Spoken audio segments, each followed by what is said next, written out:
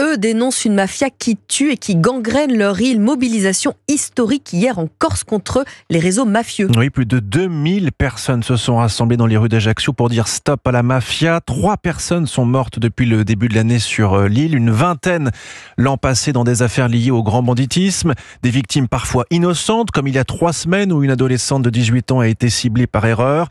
Correspondant d'Europe 1 en Corse, Frédéric Michel est allé à la rencontre des manifestants qui, vous allez l'entendre, n'en peuvent plus. Reportage.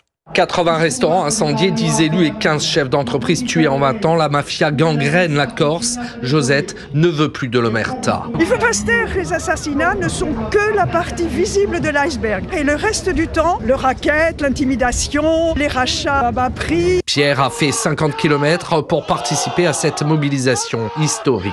Arrêtez de tuer nos enfants. Nos enfants ont besoin de grandir en paix sur cette île qui est l'île de beauté, mais là, c'est l'île de l'horreur. Devant la préfecture, le porte-parole d'un des collectifs anti-mafia s'entretient avec le préfet. Une société qui s'organiserait et résisterait beaucoup mieux. C'est ce que l'ancien maire de Palerme nous a dit. Fait rare dans une manifestation, le représentant de l'État prend la parole, Jérôme Filippini. La mafia, il faut l'appeler comme telle. On a tous, moi y compris, tourné autour du pot. La mafia, c'est pas simplement quelques personnes qui font leurs petites affaires. La mafia, c'est une ou plusieurs organisations qui veulent prendre le pouvoir. Si nous travaillons ensemble, la Corse et l'État, nous pouvons triompher de la mafia.